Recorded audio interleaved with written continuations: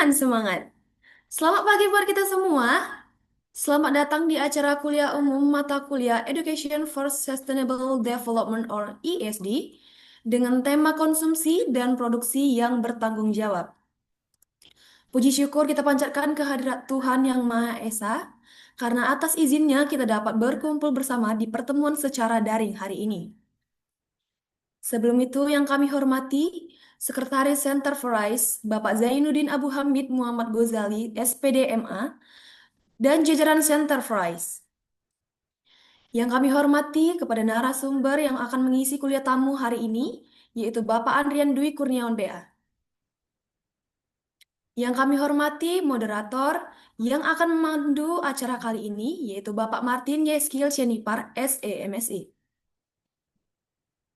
Yang kami hormati Bapak Ibu dosen pengampu mata kuliah Education for Sustainable Development or ESD dan seluruh jajaran Sivitas Akademika Universitas Satya Terebineka serta teman-teman mahasiswa yang saya banggakan.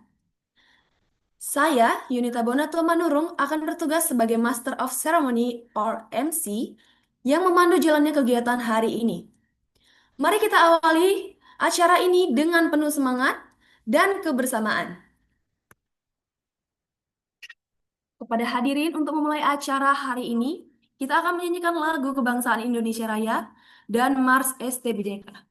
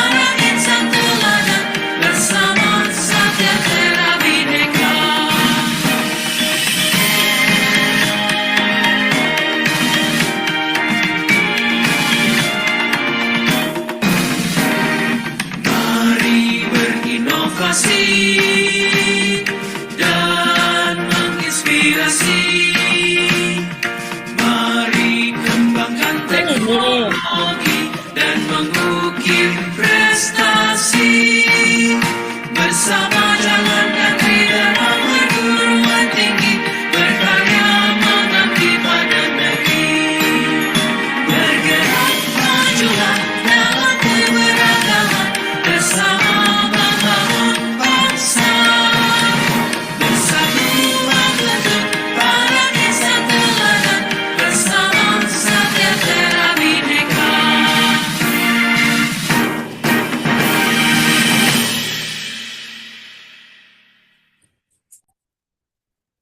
Baik, untuk memohon kelancaran acara ini, marilah kita bersama-sama menundukkan kepala dan berdoa secara lintas agama. Untuk mahasiswa yang telah bertugas, kami persilahkan. Saya akan membawa doa dalam agama Islam. Bismillahirrahmanirrahim. Alhamdulillahi Rabbil Alamin. Wassalatu wassalamu ala asrafil anbiya'i wal mursalin wa ala alihi wa sahbihi rasulillahi ajma'in. Allahumma salli ala Sayyidina Muhammad wa ala ali Sayyidina Muhammad. Raditu billahi rabba wa bil islami dina wa bi Muhammadin nabiyya wa rasula.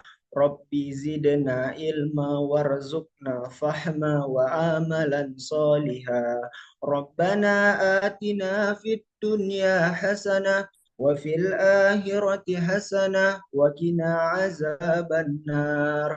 دعواهم فيها سبحانك الله وتحياتهم فيها سلام وآخر الدعوة الحمد لله رب العالمين. Izinkan saya membawa doa dalam agama Buddha. Arahang sama sambuddho bhagava Buddham bhagavantam abhivademi swakato bhagavata dhammo dhamma namasami supatipanno bhagavato sawaka sangho sanghang namami sabisata bontus kitata. Semoga semua makhluk hidup berbahagia.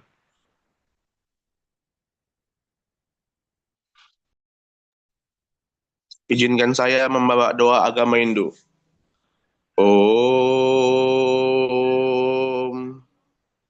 Om.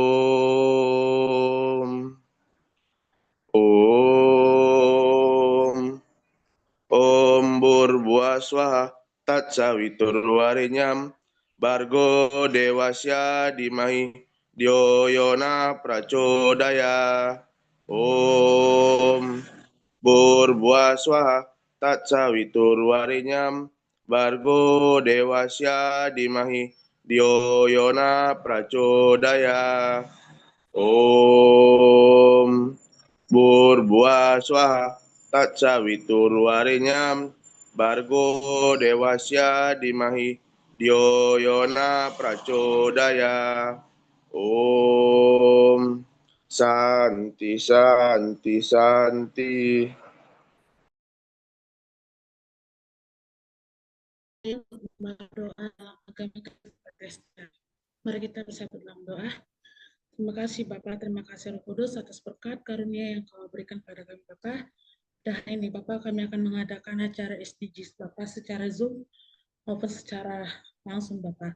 Berkati acara yang kami perbuat Bapak dari awal pertengahan hingga akhirnya Bapak, Kau sertai kami dalam apapun itu Bapak. Jauhkanlah dari yang ingin mengganggu hati pikiran kami Tuhan. Biarlah hati pikiran kami tertuju pada ini saja Bapak. Terima kasih Bapakku yang baik. Amin. Izinkan saya membawa doa dalam agama Katolik. Mari kita catat doa. Putra Roh Kudus. Ya Allah Bapa yang Maha Kuasa, puji dan syukur dibacakan kepada panggil Bapa, di mana pada pagi hari ini kami akan melaksanakan kuliah online kami Bapa. Kiranya Engkau berkatilah kami dari awal, pertengahan hingga akhir Bapa. Inilah doa anakmu, terima kasih Bapa. Amin. Putra Roh Kudus. Amin. Terima kasih kepada mahasiswa yang telah memimpin doa. Semoga acara ini dapat berjalan lancar dan membawa manfaat bagi kita semua. Sebelum kita memasuki sesi pemaparan materi, izinkan saya lagi menggunakan sebuah pantun. Pergi ke pantai naik perahu, ombak tinggi, jangan takut. Mari kita simak ilmu agar masa depan semakin akut. Marilah kita melanjutkan acara ini ke acara inti. Untuk membuka kuliah tamu hari ini, Kami persilakan kepada Sekretaris Center for Rice, yaitu Bapak Zainuddin Abu Hamid Muhammad Ghazali SPDMA, untuk memberi kata sambutan. Kepada Bapak, kami persilakan. Baik. Assalamualaikum warahmatullahi wabarakatuh. Shalom, Om Swastiastu, Namo Buddhaya, Salam Kebajikan. Selamat pagi dan salam sejahtera bagi kita semua. Terhormat Bapak Andrian Dwi Kurniawan selaku founder dan CEO Senang Eco Service.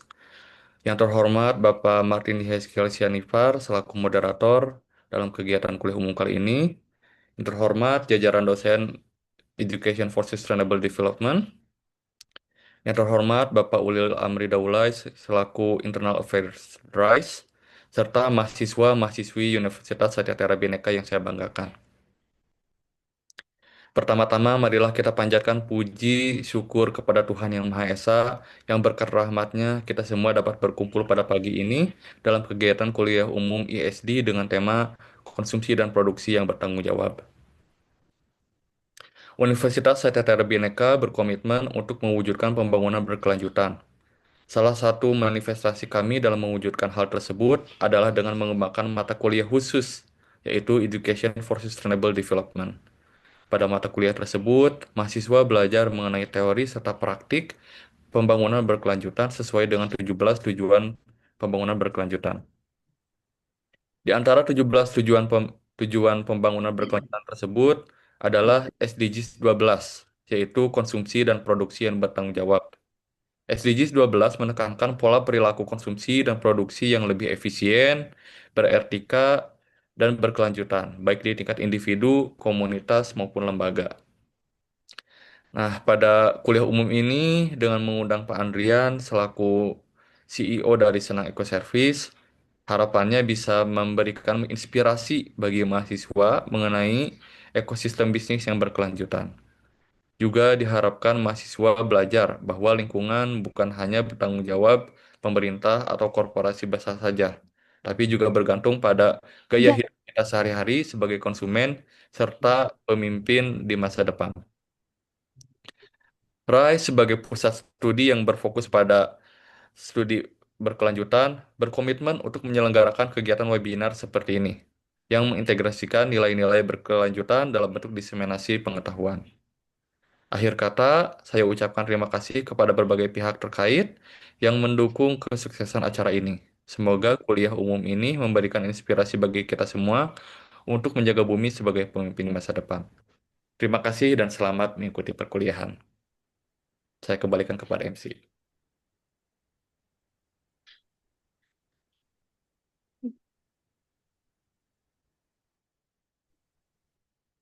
tibalah saatnya. Terima kasih kepada Bapak Zainuddin Abu Hamid Muhammad Ghazali SPDMA telah membuka acara kali ini.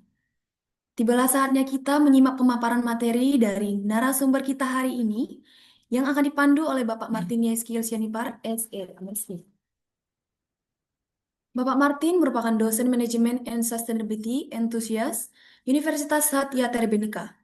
Kepada Bapak dengan hormat kami persilahkan. Baik, ya, terima kasih MC. Berikan aplaus dulu buat MC kita yang luar biasa pada hari ini yang telah memulai kegiatan kita.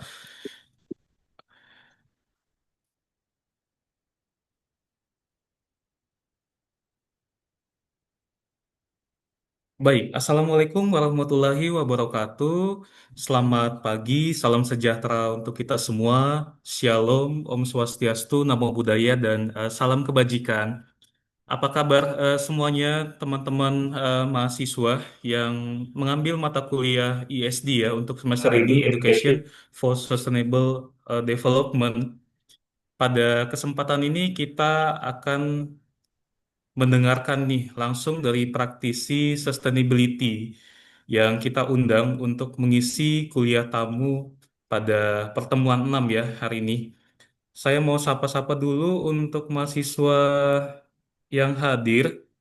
Coba yang saya sebut ya prodinya untuk kasih reaction love ya. Dari prodi manajemen hutan mana? Boleh kasih love-nya yang sudah hadir di Zoom ini? Oke, sudah banyak ya dari prodi manajemen hutan. Kemudian dari prodi bisnis digital. Oh, banyak love-nya nih. Ya, sudah pada sarapan semua ya. Coba boleh tolong diramekan kolom komentar di Zoom-nya.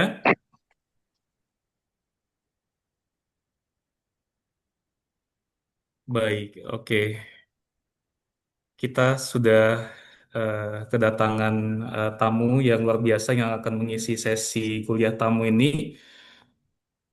Sebelum saya serahkan ke narasumbernya, saya mau introduction dulu untuk narasumbernya. Saya akan share untuk CV-nya beliau.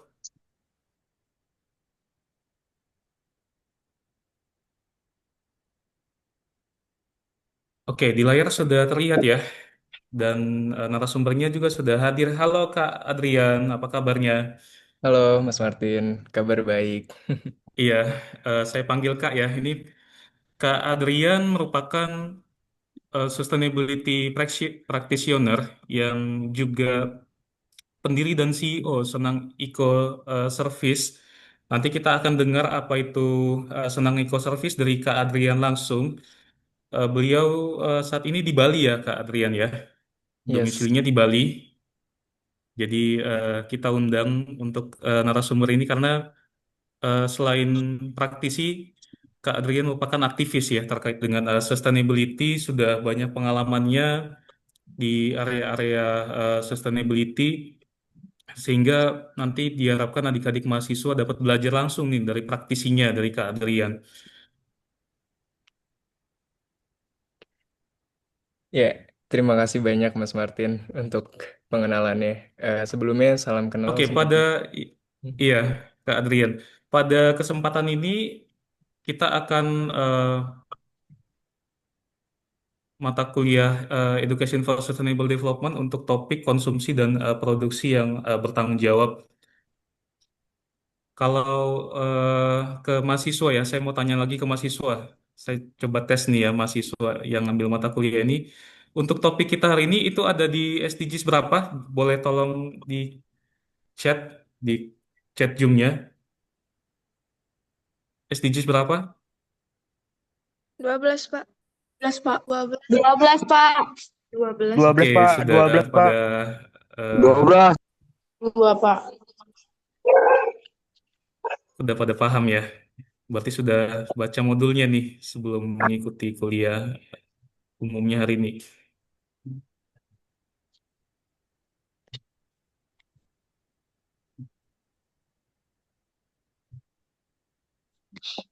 Baik, tanpa berlama-lama, saya serahkan waktu dan layar ya ke Kak Adrian untuk memaparkan sesinya. Kurang lebih nanti ada 30 sampai 40 menit Kak Adrian, baru nanti ada sesi diskusi atau tanya jawab. Silakan Kak Adrian, saya akan bantu untuk share screen-nya. Terima kasih banyak Mas Martin. Sebelumnya salam kenal semuanya, selamat pagi. Aku sangat senang sekali bisa hadir di sini, terus juga sangat amazed sama ST Bhinneka dan juga teman-teman di sini juga karena super concern banget terkait dengan sustainability dan sustainable development goals. Jadi itu bentuk apresiasi aku yang pertama. Yang kedua, mungkin Mas Martin kita bisa langsung share aja screen-nya.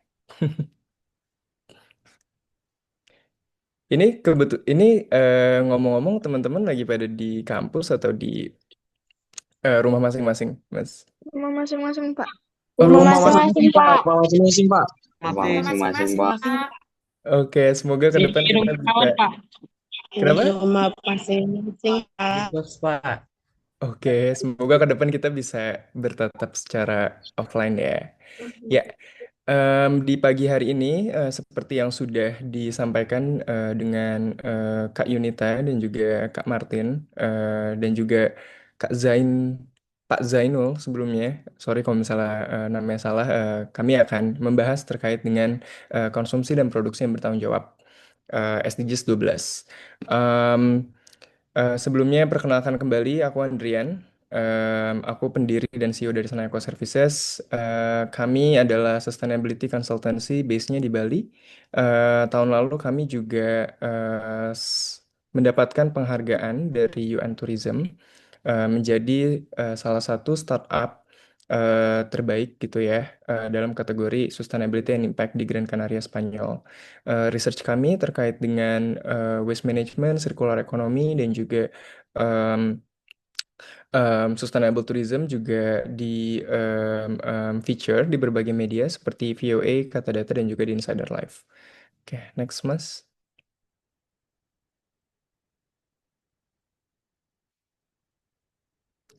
Yes. Em, Kenapa sih kita akhirnya mau gitu ya untuk berkontribusi dalam sustainability dan juga memotivasi aku untuk membangun Senang karena aku percaya masa depan yang bahagia dan hijau itu ada eh, tapi kita sekarang lagi dalam tantangan gitu ya.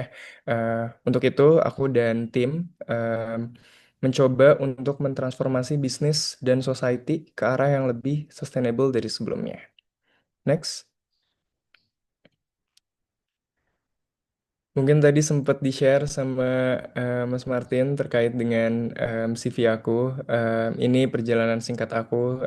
Sebelumnya aku aktif di organisasi kepemudaan yang mengadvokasikan eh, meaningful youth participation dan juga sustainable development goals. Dan itu membawa aku untuk bekerja di organisasi internasional seperti Global Reporting Initiative, Multibintang Indonesia, dan juga Asuransi AIA yang juga membawa aku berkesempatan untuk bekerja di international consultant dan national consultant seperti Icon dan Peterson. Saat ini aku membangun Senang Eco Services, di mana dalam perjalanan karir aku, more or less sekitar 7 tahunan, aku sudah managing dan juga membantu 20 lebih project dari South America dan juga North America dan di Asia juga. Em, Banyak sekali isunya yang aku tangani, mulai dari transisi yang berkeadilan, circular economy, sustainable tourism, sustainable agriculture. Semoga dari sini aku bisa sedikit sharing-sharing terkait dengan apa yang aku dapatkan di lapangan dan juga menginspirasi teman-teman. Next. Ini beberapa impact kita. Eh, Kita bekerja sama dengan berbagai latar belakang bisnis ya, mulai dari corporate seperti TBS sampai dengan development agency seperti GIZ, UN Tourism, WWF, dan juga bank, China Construction Bank. Um, Next Mas, apa aja sih nih yang kita kerjain sebenarnya? Oke, salah satunya kita melakukan research terkait dengan em, em, mismanaged waste yang ada di Indonesia dan sebenarnya keuntungannya itu berapa sih dari mismanaged waste ini? Dan ketika kita sudah tahu angkanya, kita melakukan campaign bersama Cinta Laura dan Andovi Lopez untuk menekan political candidates membuat program-program yang pengelolaan sampah. Next. Oh, oke. Mungkin slide-nya ini deh, Mas. Aku bisa share dari aku. Soalnya kalau kalau dari PDF keganggu. Harus dari Google Slide-nya. Sorry. eh Sebentar ya. Oke, nanti aku over ke Mas Martin lagi. Oke.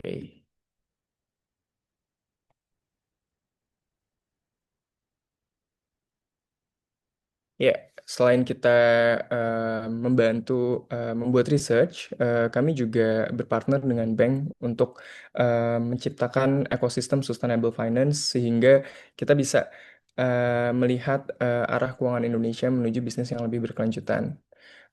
Kami juga berpartner dengan WWF untuk meng mentraining hotel, restoran, kafe, dan juga manufacturer yang ada di Indonesia untuk mengadopsi dan juga membuat sustainability strategis sehingga ke depan mereka punya rencana sustainability yang lebih matang. Kami juga supporting farmers di lapangan untuk mereka mengadopsi sustainable agriculture practices. sampai kita juga berkolaborasi dengan komunitas bank sampah ya untuk memperkuat sistem circular economy yang ada di Indonesia. Kita juga melakukan research terkait dengan baterai supply chain di Indonesia untuk kita advance lagi ESG implementation di Indonesia akan seperti apa. Selanjutnya kita juga melihat dan mengevaluasi implementasi renewable energy di Indonesia seperti apa.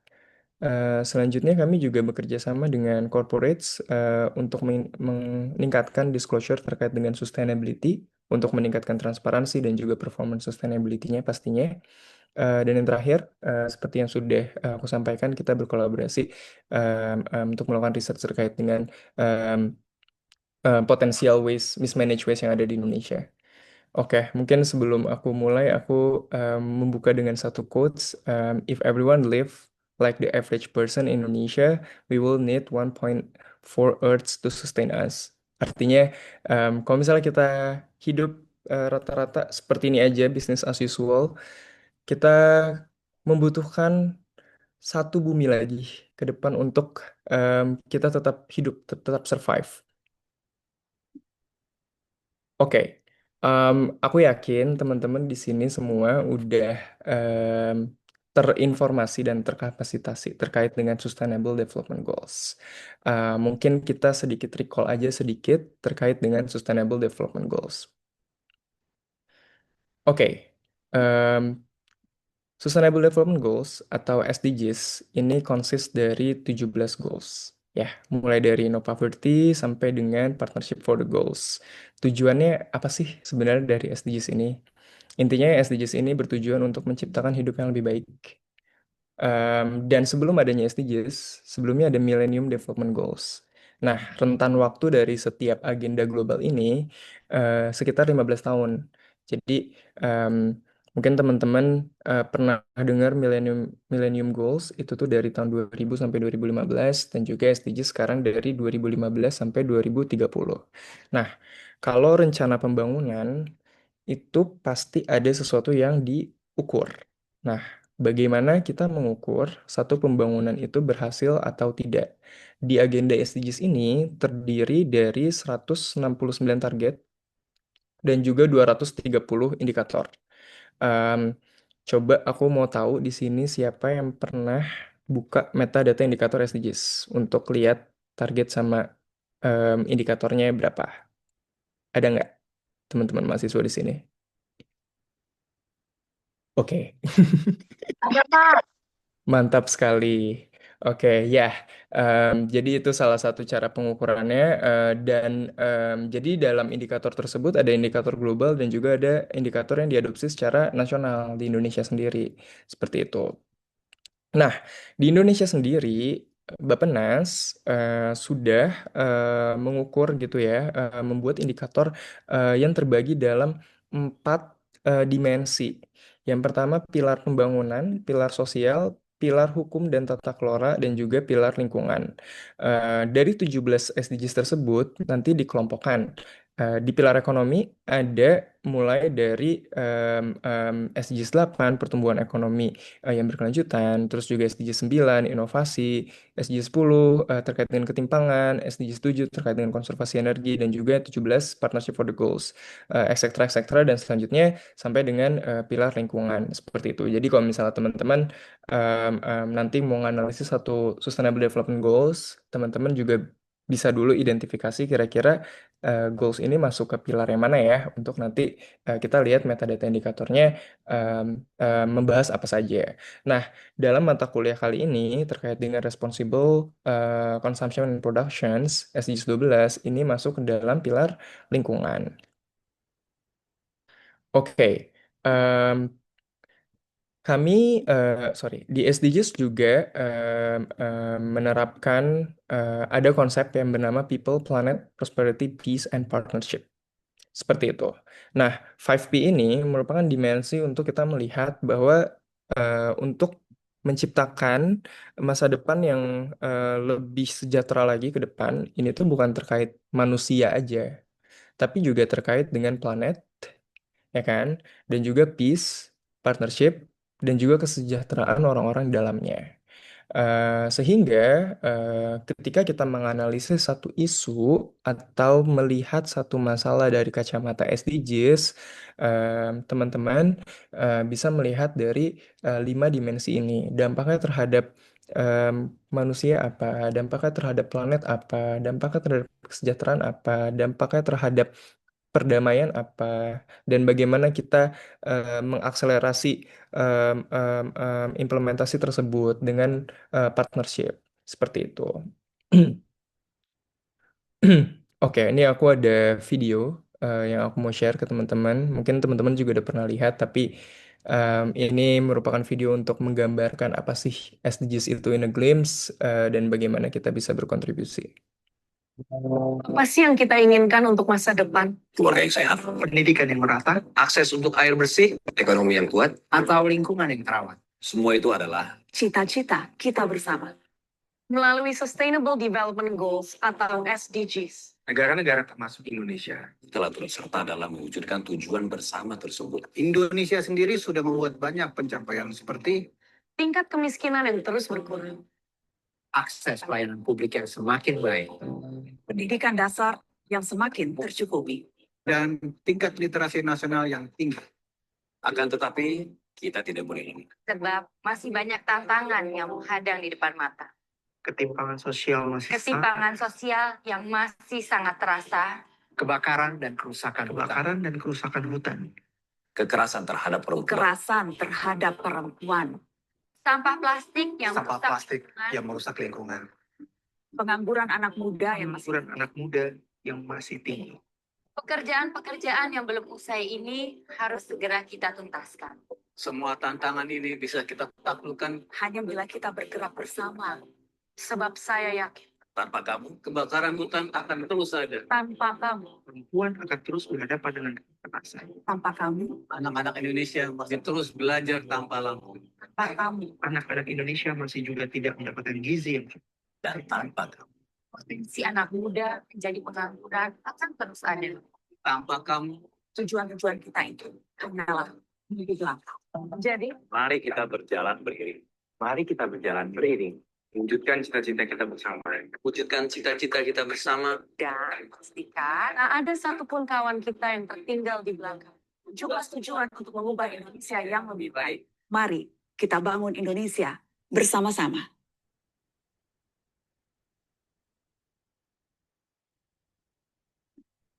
Ya, itu sedikit sharing terkait videonya. Semoga tadi suaranya masuk ya. Em, Mas Martin, punten, aku boleh minta tolong untuk dibantu untuk sharing screen-nya lagi.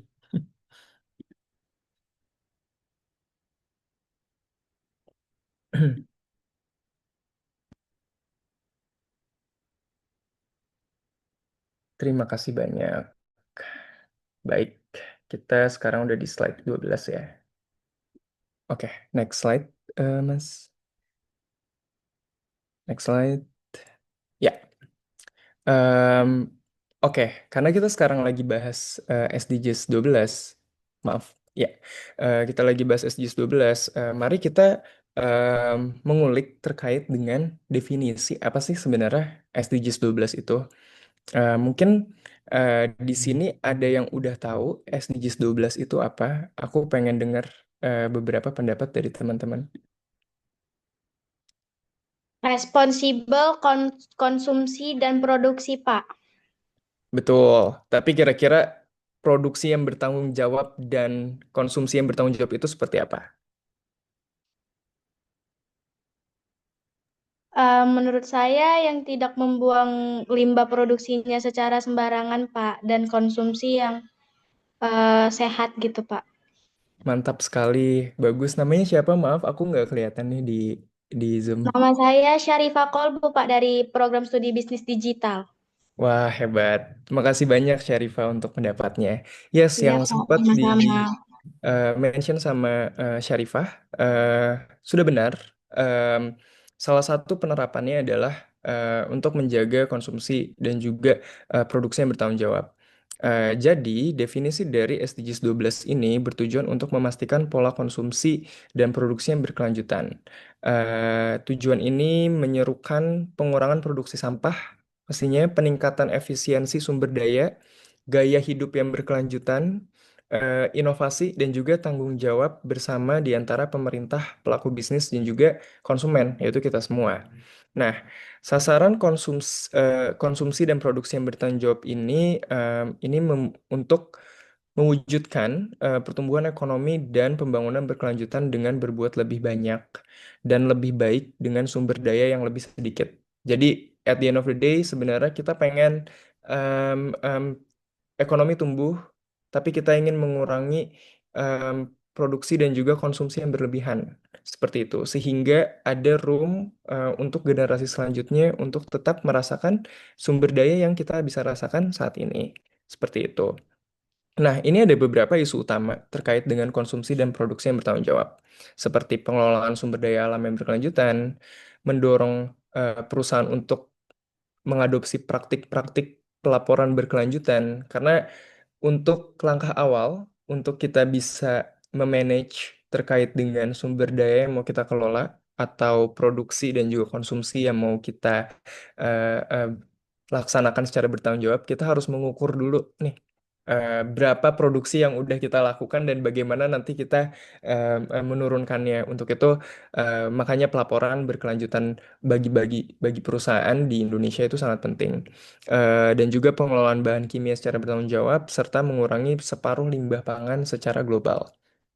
Next. Nah, kenapa ini jadi penting untuk kita semua? Karena sukses atau tidaknya agenda ini yang paling terdampak itu eh, keputusan yang dibuat Bapak Ibu sekarang yang ada di pemangku kepentingan di pemerintah maupun di perusahaan ini akan berakibat ke kita semua. Bayangin aja, saat ini Indonesia memproduksi 68 juta sampah setiap tahunnya atau setara dengan 12 Candi Borobudur. Itu kalau misalnya tidak dikelola dengan baik, teman-teman mungkin 10 tahun ke depan bisa jadi semua lahannya sudah ditutupi dengan sampah, ya kan? Tidak ada lagi TPA, tanah bisa tercemar, air bisa tercemar, nggak ada lagi resource yang bisa dinikmati secara baik gitu. Jadi untuk itu, teman-teman harus benar-benar aware dengan isu ini dan membantu untuk menyerukan bagaimana pemangku kepentingan membentuk atau men-shaping arah kebijakan dan juga implementasi bisnis ke depan. Seperti itu. Nah, di Sumatera Utara sendiri, di tempatnya ST Bhinneka, ini mengenerate 1.700 sampai 1.800 ton sampahnya setiap tahun seperti itu, dan akan diekspektasikan TPA-TPA di sekitaran Sumatera Utara ini akan full di tahun 2029 atau 4 tahun ke depan. Untuk itu dibutuhkan inovasi pastinya untuk mengelola sampah-sampah yang ada sekarang. Sehingga tadi pencemaran lingkungan dan juga resource yang bisa dinikmati ke generasi eh, ke depan itu masih ada gitu. Next. Oke. Nah, ini tuh problemnya karena apa ya kira-kira? Next. Em, di sini kami mengidentifikasi ada 4 masalah utama yang akhirnya dan juga patterns ya yang mengakibatkan hal ini terjadi gitu. Yang pertama, over consumption, konsumsi yang sangat berlebihan, penggunaan sumber daya alam yang didorong oleh pertumbuhan ekonomi yang tidak berkelanjutan, menguras hutan, air, energi yang lebih cepat dari kemampuan regenerasinya. Salah satunya, contohnya kita bisa lihat sekarang pertambangan nikel di Raja Ampat. Em, Peneliti sudah memprediksi bahwa kalau misalnya em, pertambangan tersebut apabila tetap terjadi tidak akan bisa pulih kembali, which is biodiversity yang ada di sana, koral, terumbu karang dan juga em, biota laut, biota darat dan lainnya itu tidak akan bisa tergenerate kembali seperti itu dan tidak akan bisa dinikmati oleh generasi ke depan. Yang kedua terkait dengan limbah atau sampah, tingginya limbah padat, terus juga limbah makanan dan juga polusi dari aktivitas industri dan rumah tangga ini sebagian besar berakhir di tempat pembuangan atau di lautan. Seperti yang udah aku mention sebelumnya, Indonesia menghasilkan 16 juta ton sampah per harinya, dan juga, 68 juta ton per harinya, dan juga North Sumatera sendiri menghasilkan 1.700 sampai 1.800 ton setiap harinya. Dan ini akan menjadi masalah besar kemudian hari apabila tidak ditangani dengan baik. Yang keempat yang ketiga terkait dengan emisi, produksi dan pengurangan energi yang tidak produksi dan penggunaan energi yang tidak terkendali ini berkontribusi terhadap meningkatnya emisi gas rumah kaca. Mungkin sekarang teman-teman udah ngerasain entah kenapa minggu-minggu ini panas banget, ya kan? Indonesia mengalami heat wave sampai 18 November, bahkan di Bali aja reach sampai 40 derajat. Em, Multiplier efeknya dari semua ini adalah em, salah satunya adalah koral-koral yang ada di lautan akan mengalami bleaching, yang artinya koral-koral mati. Kalau misalnya koral-koral mati, biota laut juga akhirnya terancam keadaannya seperti itu. Dan juga pastinya akibat adanya pemanasan global ini kemungkinan kita akan mengalami kekeringan dan juga em, em, em, bencana alam yang lebih lanjut seperti itu. Nah, dari tiga em, em, topik ini, gongnya adalah ini semua menghasilkan kesenjangan gitu. Kesenjangan dalam pertumbuhan ekonomi, yang kaya, yang miskin makin miskin, yang em, kita lihat di sini paling banyak gitu ya yang membuat produksi itu adalah mungkin dari sektor korporasi dan juga ya dari sektor korporasi, dari sektor-sektor yang ekstraktif gitu ya seperti energi, oil, em, tambang, terus juga pabrik-pabrik. Tapi at the end of the day, kalau misalnya TPA-TPA penuh atau seperti sekarang kita lagi kepanasan banget, yang paling terdampak tuh sebenarnya orang yang kurang beruntung atau orang yang hidup di bawah garis kemiskinan karena mereka nggak punya tempat untuk berlindung. Mereka cuma ada rumah yang juga rumahnya mungkin terbuat dari kayu gitu ya. Terus juga em, beberapa dari mereka juga tinggal di pinggiran jalan atau di sekitaran TPA yang akhirnya membuat kehidupan mereka lebih buruk lagi dari sebelumnya. Seperti itu.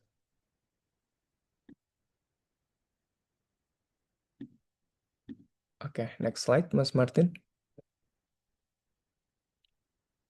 Oke, kami di Senang melakukan penelitian gitu ya. Sebenarnya em, apa sih yang bisa kita lakuin dan juga ada kesempatan apa nih dari timbunan sampah yang dihasilkan di Indonesia untuk kita mengentaskan permasalahan ini.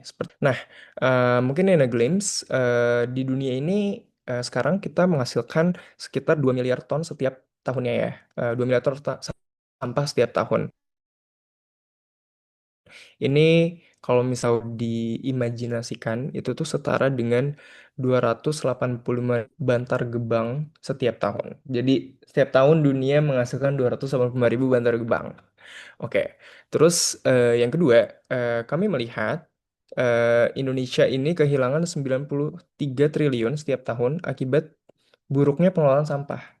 Ini tuh diakumulasikan dari rugi tanah yang rusak, air yang rusak, ekosistem yang rusak, dan sebagainya.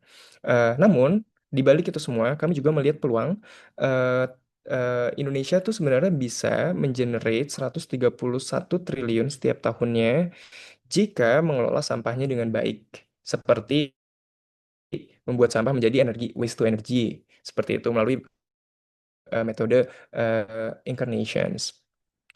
Next. Nah, em, ini merupakan gambaran dari linear ekonomi versus circular ekonomi. Linear ekonomi ini adalah ekonomi yang em, lurus gitu ya. Jadi ambil, buat, buang. Contoh kita ekstraksi daya alam something, terus kita ubah jadi produk, terus kita buang setelah kita konsumsi atau kita pakai.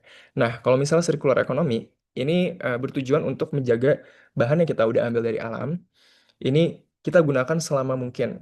Mungkin teman-teman juga udah pernah dengar reuse, reduce, recycle seperti itu. Nah, itu salah satu bagian dari circular economy. Next.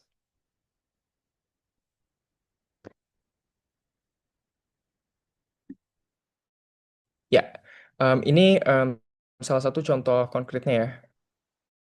Em, jadi gini teman-teman, untuk kita mendapatkan minyak bumi, ini kan berasal dari fosil dinosaurus. Nah, dinosaurus ini membutuhkan 66 sampai 252 juta tahun untuk bertransformasi menjadi oil, jadi minyak. Seperti itu. Minyak ini kemudian em, diproses menjadi sebuah botol dalam pabrik. Pastinya akan ada proses pertambangan dulu ya. Tapi ini aku cukup lewatkan langsung aja. Jadi botol ini membutuhkan 72 jam. Em, kalau misalnya di pabrik. Nah, sampai ke tangan kita sebagai konsumen, rata-rata botol plastik itu digunakan 10 sampai 20 menit. Dan buat satu botol plastik PET itu dibutuhkan 450 tahun untuk terkompos secara alami. Kira-kira worth it nggak? Setelah 252 juta tahun, si dinosaurus ada di tanah, terus akhirnya dipakai selama 10-20 menit, terus si botol itu baru terkompos selama 450 tahun. Pastinya enggak ya, karena eh, dari total eh, dari siklus ini kita bisa lihat kalau misalnya resources yang digunakan itu sangat banyak untuk penggunaan waktu yang sangat sedikit seperti itu. Nah, terkait dengan circular economy, em, botol yang tadi dibuang akhirnya dikumpulkan gitu ya, dikumpulkan contohnya di bank sampah seperti itu. Em, dan pengumpulan botol di bank sampah ini juga bisa meningkatkan ekonomi masyarakat sekitar. Selanjutnya dari pengumpulan botol ini kemudian di recycle. Contohnya bisa jadi eh, palet plastik, bisa jadi em, em, bahan lainnya seperti tas dan kawan-kawannya. Terus setelah itu diproduksi menjadi produk yang baru seperti itu. Jadi em, ketika kita memandang satu siklus produk menggunakan kacamata circular economy, intinya produk itu tidak berakhir di dalam TPA, tapi kita bisa gunakan kembali eh, produk-produknya.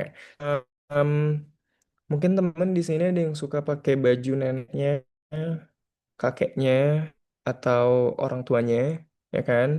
Itu salah satu bentuk dari lifestyle, di mana kita tidak mengkonsumsi barang yang baru, tapi kita mengkonsumsi barang yang sudah ada, seperti itu. Tapi the most important things dari ini semua adalah eh, kita sebaiknya menghindari barang-barang yang kiranya itu adalah cuman sekali pemakaian, seperti membeli botol minuman kemasan, contohnya yang nggak jelas mereka bakal ngapain recycle-nya atau dan kawan-kawannya. Jadi lebih baik semuanya bawa tumbler kemana-mana.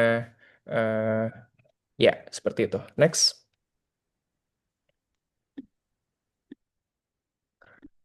Oke, terkait dengan responsible consumption. Tadi aku udah sedikit spill salah satu contoh yang kita bisa lakuin.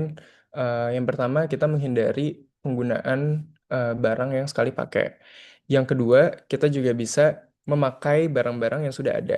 Nah, aku pengen dengar dari teman-teman kira-kira untuk menerapkan konsumsi yang bertanggung jawab itu seperti apa ya di kehidupan sehari-hari?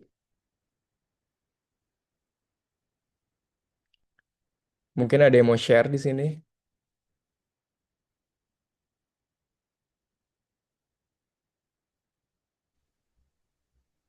Ya, saya Pak. Boleh? Namanya siapa? Sorry. Nama saya Evelyn Oktarina Abdul saya dari BIBS ya. Salam kenal Evelyn. Silahkan. Oke, saya akan menjawab. Tadi kan kata Bapak bagaimana sih caranya supaya kita kayak menggunakannya secara bertanggung jawab. Mungkin dengan pertama sebagai mahasiswa itu kita membawa seperti tempat minum atau seperti tumbler ke kampus, juga bisa membawa seperti tempat makan eh, untuk bisa kita gunakan setiap hari dan tidak bersifat sekali pakai.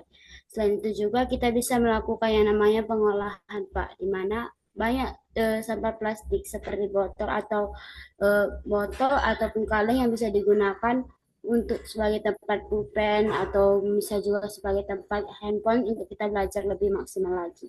Sekian yang bisa saya berikan Pak. Terima Terima kasih. kasih banyak Evelyn. Jawabannya bagus sekali. Kasih tepuk tangan dong buat Evelyn. Kira-kira di sini ada yang mau sharing lagi nggak?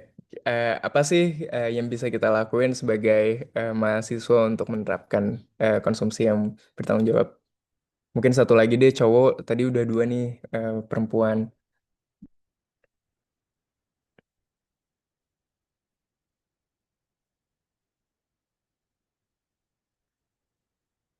Ada lagi yang mau share? Mungkin aku kalau lihat di screen di sini ada Ivana. Ivana mungkin mau share sedikit bagaimana eh, menjadi menjadi mahasiswa yang eh, implementasi konsumsi yang bertanggung jawab.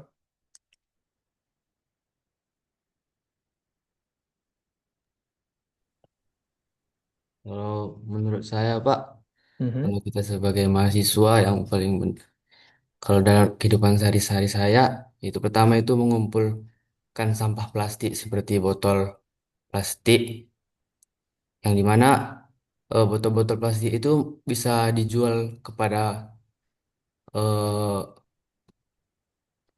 pengumpul botol ya, Pak. Mhm. Kan kita bisa mengumpulkan sampah, yang mana kita bisa mengurangi sampah, dan kedua kita juga bisa mendapatkan uang dari hasil menjual sampah-sampah tersebut, Pak. Baik, terima kasih banyak Ivana untuk jawabannya. Nah, itu Ivana dan Evelyn sudah memberikan salah satu aksi apa yang bisa kita lakukan sebagai konsumen yang bertanggung jawab. Next slide.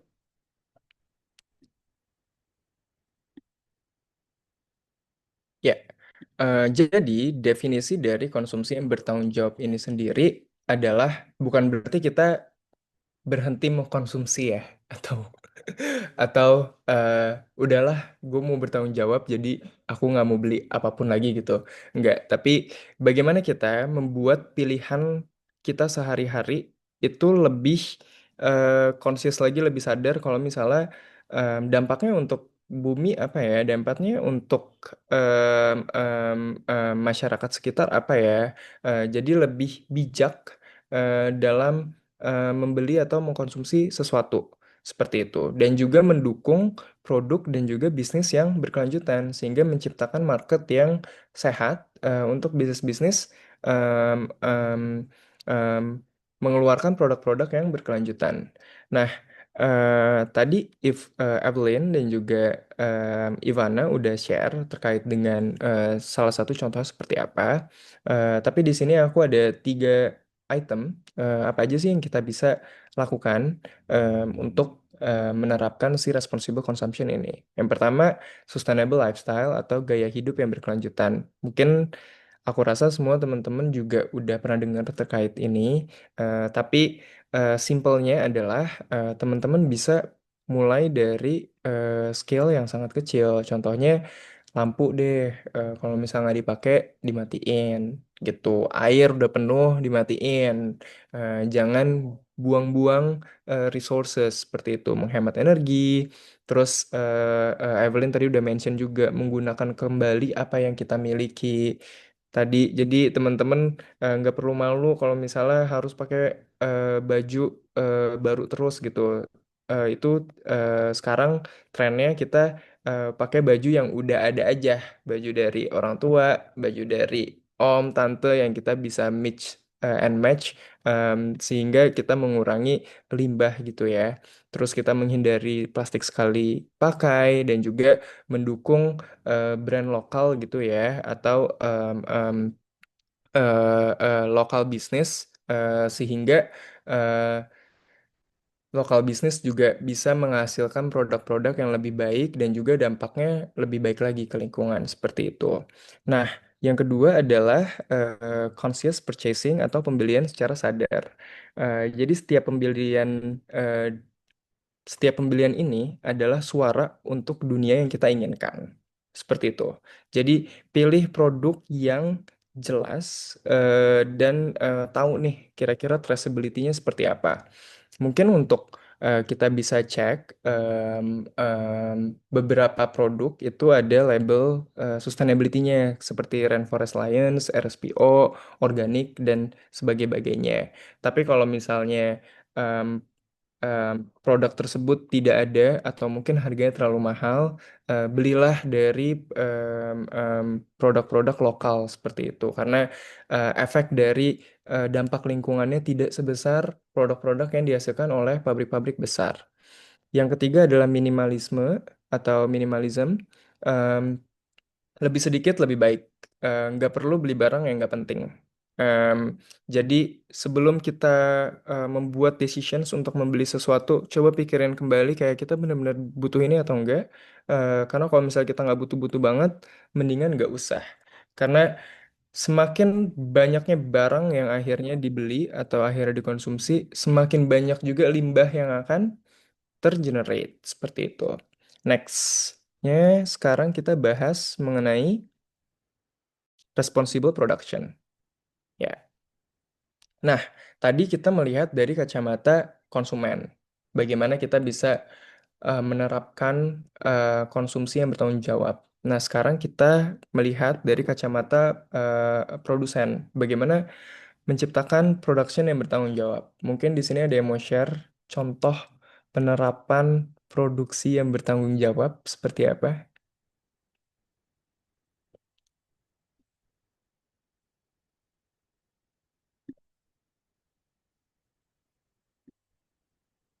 Ayo, ayo. Baik, kalau misalnya belum ada, mungkin kita langsung next slide aja. Mari kita memahami dulu definisi dari produksi yang bertanggung jawab seperti itu. Nah, produksi yang bertanggung jawab ini berarti produksi yang merancang, mencari sumber, dan memproduksi barang dengan cara eh, mengurangi limbah, menggunakan sumber daya secara efisien, dan meminimalkan dampak lingkungan sekaligus memastikan keadilan dan transparansi di seluruh rantai nilai. Jadi, em, produksi bertanggung jawab ini bukan cuma terkait lingkungan aja, tapi juga terkait dengan buruhnya dibayar sesuai UMR atau enggak, digaji layak atau enggak, mendapatkan kompensasi libur apa enggak, jam kerjanya kerja paksa atau bukan, seperti itu. Em, ini merupakan dari angle productions, produksi yang bertanggung jawab ini selain pasti fokusnya untuk mereduksi limbah dan juga energi yang digunakan sehingga emisinya makin kecil, terus juga limbahnya juga makin kecil. Tapi ini juga harus diiringi dengan bagaimana balik lagi ya circular economy tadi yang sempat aku mention. Ada beberapa contoh cases dari perusahaan-perusahaan yang yang diimplementasikan. Contohnya mungkin teman-teman tahu Multi Bintang Indonesia. Ini maaf dari perusahaan bir. Jadi setiap botol bir yang akhirnya dikonsumsi gitu ya, nanti akan ada penadah yang ngambil eh, botol birnya dan botol birnya ini nanti akan dikirimkan kembali ke pabrik sehingga di pabrik diolah lagi, either itu nanti dicuci lagi atau dihancurkan, terus nanti dibuat botol lagi. Jadi seperti itu, ekonominya tetap sirkular. Nah, di sini ada tiga contoh yang aku ejawantahkan dalam PowerPoint ini. Yang pertama terkait dengan penggunaan energi terbarukan. Karena ini sangat krusial ya, apalagi dalam satu pembuatan produk pasti digunakan energi yang cukup banyak. Nah, transisi bahan bakar dari fosil ke energi terbarukan seperti biomass, tenaga surya, angin, air, dan lainnya dalam produksi ini membantu mengurangi emisi dan ketergantungan pada sumber daya alam yang terbatas. Yang kedua, terkait dengan desain sirkular. Ini bagaimana caranya kita merancang produk untuk digunakan kembali atau diperbaiki atau didaur ulang sehingga produk ini nggak berakhir di TPA. Yang ketiga terkait dengan sustainable innovations, ini merupakan bagaimana kita mengembangkan produk dan juga teknologi yang menggunakan bahan material yang lebih sedikit, tapi durability-nya tuh lebih lama gitu. Kayak ini bisa tahan baju ini sampai dengan 100 tahun contohnya. Jadi nggak perlu beli-beli baju baru lagi. Nah, salah satu em, klien kami dari TBS Energi Utama, ini adalah perusahaan di bidang energi ya. Di tahun lalu mereka berkomit, mereka sudah berkomitmen dalam Sustainable Development Goals dari tahun 2016 lewat tagline-nya Towards Better Society. Dan di tahun lalu mereka memutuskan untuk menjual PLTU mereka, pembangkit listrik tenaga uap dari batu bara, untuk menurunkan 80% emisi yang mereka hasilkan seperti itu. Dari hasil penjualan ini mereka akan berkontribusi terhadap bisnis-bisnis yang lebih berkelanjutan seperti eh, kendaraan listrik, terus juga waste management, pengelolaan sampah, dan juga renewable energy. Jadi sebenarnya dari angle bisnis pun mereka sudah eh, ada banyak banget nih peluang yang bisa dilakukan untuk menerapkan produksi yang bertanggung jawab. Seperti itu. Next. Oke. The systemic link between policy and economy. Next.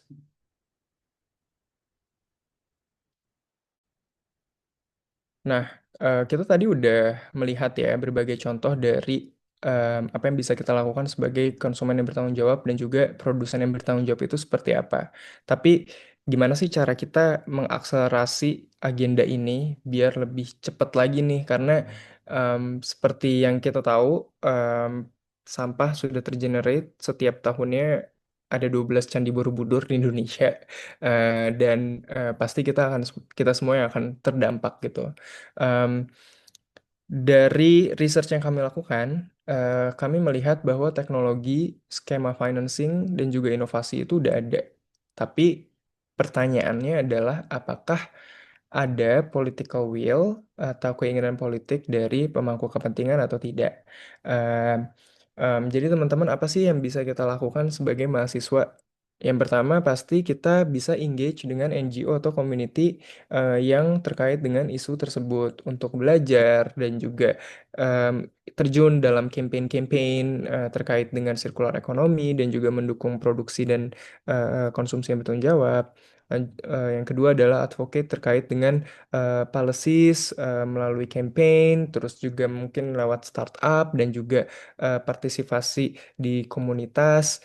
Selanjutnya adalah enhance implementation on the ground through innovations. Jadi gimana teman-teman untuk berinovasi gitu ya, apa nih yang bisa dilakuin di lapangan? Contoh mungkin, oh gimana kalau misalnya kita coordinate ibu-ibu dan bapak-bapak RT untuk membuat bank sampah seperti itu. Bank sampahnya nanti kita kumpulin sampahnya di sana, nanti kita cari juga pabrik-pabrik yang mau beli sampahnya lagi sehingga lingkungan sekitar nggak buang sampah sembarangan tapi juga mendapatkan manfaat ekonomi seperti itu.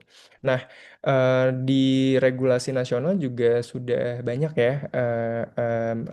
komitmen pemerintah terhadap circular ekonomi ini dan juga SDGs 12 tentunya terkait dengan di sini ada dari Bappenas terkait dengan peta jalan sirkular ekonomi Indonesia 2025 sampai 2045 dan juga ada SDGs Roadmap terkait dengan highlight SDGs 12 dan ada rencana aksi daerah untuk pembangunan berkelanjutan tahun 2024 sampai 2026 dan tercantum juga poin 12-nya ini implementasinya seperti apa. Nah, ini sangat penting untuk mahasiswa semua tahu agenda pemerintah ini bagaimana sehingga teman-teman juga bisa pertama membantu dan yang kedua mengawasi jalannya implementasi dari em, kebijakan ini. Oke, next slide. Nah, aku mau sedikit sharing real examples dan juga success stories dari apa yang sudah kami lakukan di Senang. Next. Di tahun 2024 kemarin, kami mendukung campaign dari tim Indonesia gitu ya untuk em, menantang political candidate untuk mengadopsi sustainable policies gitu. Pokoknya mereka harus punya kebijakan yang bertanggung jawab. Nah, dari campaign tersebut kami mendapatkan 10.000 petisi di seluruh Indonesia dan juga ada 3 kandidat gubernur yang em, mengiyakan challenge tersebut. Salah satunya adalah dari Gubernur Jakarta, Pramono Anung, dan ketika kita pantau kebijakannya sampai saat ini, Pramono sekarang sudah mulai melihat pengelolaan sampah, sorry, sudah mulai em, ingin menerapkan pengelolaan sampah untuk menjadi energi terbarukan. Next. Ini juga kami bekerja sama dengan Wahana Visi Indonesia dan juga Diverse Clean Actions dalam program Finla. Ini adalah waste management program yang em, menjangkau 5.000 em, kakak ya, apa namanya rumah tangga gitu ya, dan juga 3.000 students dengan door-to-door education program terkait dengan bank sampah. Nah, dari bank sampah ini warga sekitaran Jakarta ini bisa eh, mengelola sampah dengan baik, itu yang pertama. Yang kedua, bisa mendapatkan manfaat ekonomi setiap keluarganya sampai dengan 80% karena adanya skema bank sampah ini. Em, Kami bekerja sama dengan Finla di sini untuk meningkatkan lagi implementasi bank sampah yang lebih berkelanjutan. Seperti itu. Next slide. Nah, ini mungkin reflection sedikit buat teman-teman. Di sini ada 500 participants. Mungkin teman-teman bisa berefleksi dan juga berdiskusi dengan teman-temannya. Gimana sih caranya kita mereduksi sampah sampai dengan 50% di kampus. Kalau misalnya kita mau melakukan itu, gimana cara kita startnya? Next. Oke, sekian dari aku. Semoga informasinya bermanfaat untuk teman-teman semua. Jika ada pertanyaan dan juga klarifikasi, monggo. Em, aku open untuk diskusi. Terima kasih banyak.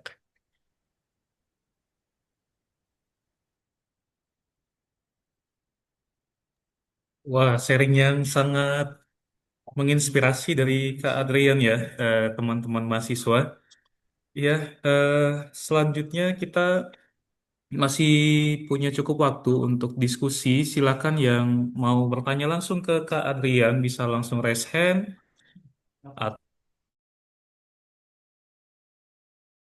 atau Saya drop Pak. di silakan. Ini ada dari Saya Syafa Pak. dulu ya. Syafa dulu. Silakan Syafa. Sebutkan dari prodi mana, kelas, dan nama, dan kemudian pertanyaannya. Oke, Pak. Baik. Perkenalkan, Pak, nama saya Syafa Muhammad Hazari. Saya dari Prodi Manajemen Hutan dan saya kelas MHC sore, Pak. Nah, di sini saya ingin bertanya kepada Bapak Adrian. Tadi kan kita sudah membahas tentang SDGs 12 itu produk konsumsi yang bertanggung jawab gitu, Pak. Nah, menurut Bapak, apa sih tantangan yang paling terbesar yang dihadapi Indonesia dalam mencapai target SDGs 12? Dan apa strategi yang paling realistis untuk mengatasi tanpa menghambat pertumbuhan ekonomi nasional, Pak? Baik, terima kasih, Pak. Duduk, Terima Pak. kasih pertanyaannya. Ya, Pak. Siapa? Ini langsung kita jawab aja atau kita kumpulkan pertanyaan dulu, Mas Martin? Boleh kita Eh, kumpulkan dulu aja ya, Kak Adrian ya. Ada Oke, siap. tiga penanya untuk sesi pertama kita buka tadi, satu dari Syafa.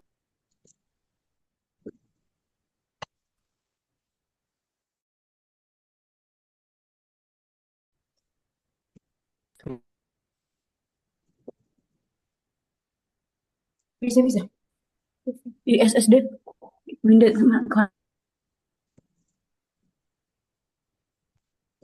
Untuk pertanyaan selanjutnya ini cukup banyak yang resen, Mas. Apakah kita pilih aja atau? Iya, boleh Kak Adrian yang langsung pilih, gimana? Oh, baik. Baik, ini di screen aku ada Jennifer mungkin. Ya, Jennifer, silakan. Ya Pak, sebelumnya terima kasih atas kesempatannya memberikan saya kesempatan untuk bertanya. Perkenalkan, saya Jennifer Venesia, saya dari Prodi Bisnis Digital dari BIA Sore. Nah, saya pengen diskusi Pak. Jadi, eh, kita sebagai masyarakat ataupun eh, mahasiswa tahu kalau produk ramah lingkungan itu biasanya cenderung lebih mahal daripada produk yang tidak ramah lingkungan. Contohnya tumbler itu lebih mahal daripada plastik biasa.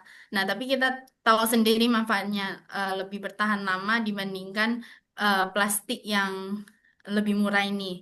Nah, kita sebagai mahasiswa, bagaimana ya Pak cara kita untuk meyakinkan masyarakat bahwa murah atau berhemat itu belum tentu bisa menjamin lingkungan yang sehat ataupun kesehatan mendatang di masa depan gitu. Gimana Pak itu? Terima kasih Pak. Mhm. Baik. Terima kasih Jennifer untuk pertanyaannya. Kita mau ke pertanyaan selanjutnya dulu, baru kita jawab ketiga pertanyaannya ya, Mas Martin. Iya, Kak Adrian. Satu lagi untuk sesi pertama Oke, pertanyaan. mungkin Jennifer bisa bantu aku untuk pilih kira-kira mana teman yang mau diambil untuk bertanya.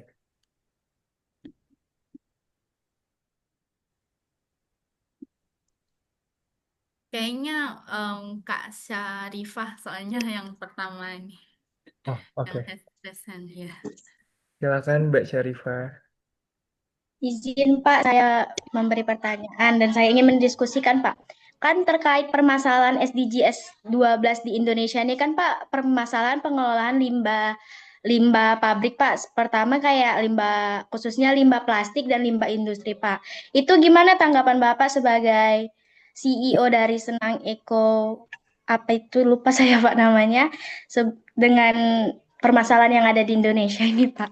Oke, Terima kasih Pak. siap. Aku rantro dari pertanyaan yang pertama ya, kalau nggak salah dari Syarifah ya. Pertanyaannya Dari terkait Syafa. Oh, dari Syafa, sorry. Terkait dengan tantangan sirkular ekonomi di Indonesia dan strategi apa yang tepat dilakukan tanpa menghambat pertumbuhan ekonomi. Em, Seperti yang kita udah tahu, seluruh inovasi terkait dengan teknologi itu sudah ada sebenarnya. Balik lagi, tantangannya apa? Menurut kami dari research yang kami lakukan adalah terkait dengan keinginan politik dari pemangku kepentingan atau pejabat yang mempunyai power gitu ya dalam ranah ini. Em, Itu yang pertama. Ini termasuk case-nya di Bali, contohnya ya. em, Kami mampu untuk mendatangkan investor pembuatan villa yang cukup masif gitu ya, bahkan sampai jutaan dolar. Tapi untuk menghandle sampah 3 TPU di sini itu lama sekali dan tidak ada inovasinya. Bahkan setelah kami berdiskusi dengan beberapa NGO dan juga beberapa startup juga, mereka sudah menawarkan bantuan untuk pembuatan waste to energy misalnya, atau pengelolaan sampah yang ramah lingkungan dan lain-lainnya. Tetapi dari pemerintah eh, Bali sendiri tidak merespon atau justru malah mempersulit implementasi tersebut. Jadi eh, itu salah satu tantangannya, tantangan utamanya. Dan strateginya seperti apa? Em, So far yang bisa kami lakukan sekarang sebagai anak muda juga dan juga kapasitas kami sebagai startup, kami melihat momentum-momentum tertentu seperti pemilu, pileg, dan juga pilkada. Di sana kami coba untuk mengedukasi masyarakat ya, itu yang pertama, dan juga membuat campaign sehingga kita bisa menarik petisi yang cukup banyak dari masyarakat untuk men-challenge si political candidate ini em, membuat program-program terkait pengelolaan sampah yang baik seperti itu.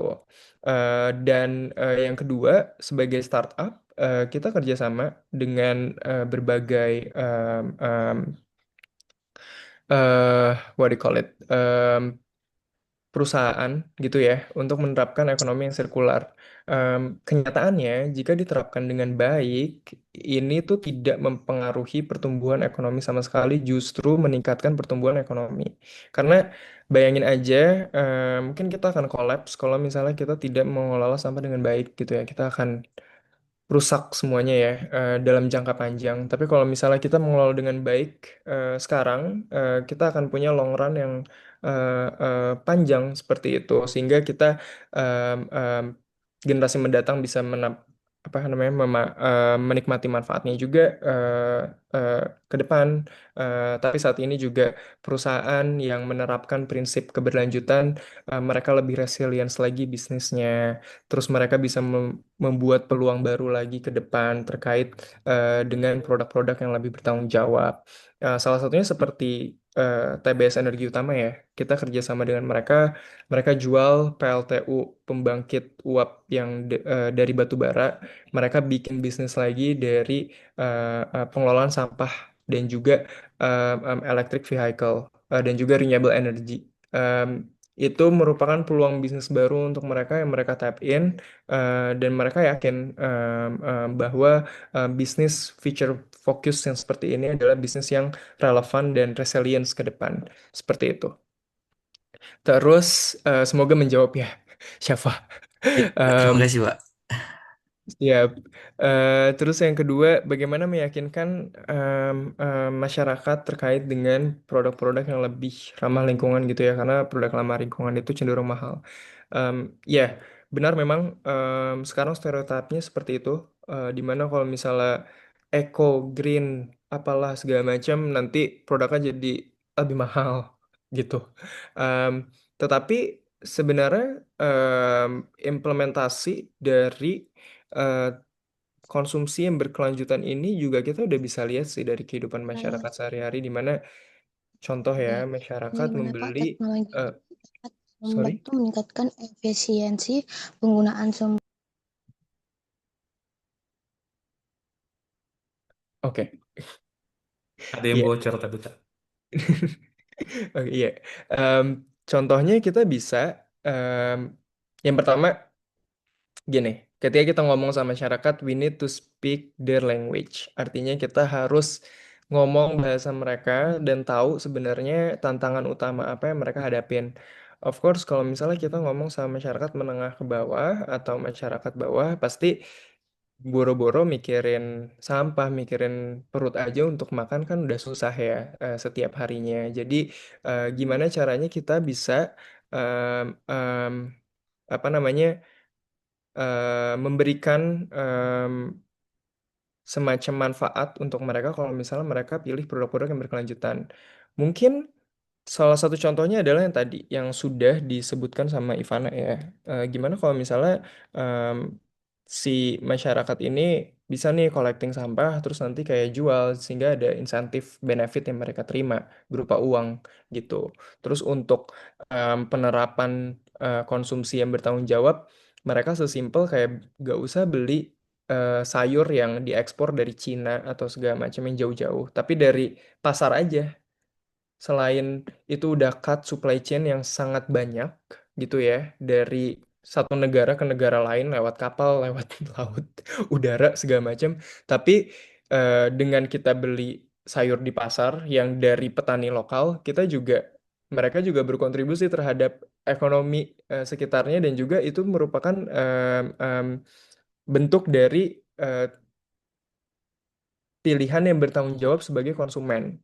Seperti itu. Karena dari em, em, produknya yang pasti sudah jelas petani di Indonesia em, em, em, apa namanya tidak membutuhkan em, pengangkutan yang sangat jauh sehingga mengurangi emisi dan lainnya tanpa ada plastik juga, sorry, bukan tanpa ada plastik tapi mengurangi packaging yang harus dilakukan ketika kita kayak beli sayur dari luar negeri pastinya.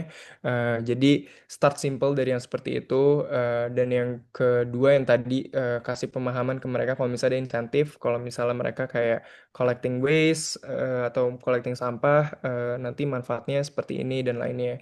Tapi lebih besar daripada itu, kita yang privilege sekarang eh, harus berusaha bagaimana kita menciptakan lingkungan atau sistem yang fair untuk teman-teman yang kurang beruntung bisa juga nih mengimplementasikan responsible consumption dan juga menerima manfaatnya ke depan. Seperti itu. Semoga menjawab, hopefully. Menjawab, Pak. Pertanyaannya Terima cukup kasih. challenging ya. Terus yang ketiga, tadi pertanyaannya apa ya Mas Martin? Mungkin boleh diingatkan.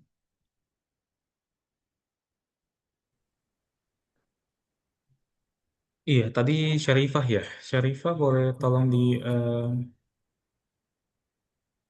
ulang sedikit pertanyaannya?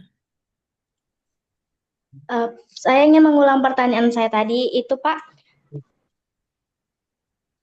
Iya Pak. Pertanyaan saya Iya tadi. Pak. Iya Syarifah, sorry. Iya Pak. Nggak apa-apa. Pertanyaan saya tadi Pak, permasalahan di Indonesia ini tentang SDGs 12 adalah permasalahan pengolahan limbah baik secara pabrik maupun secara individu.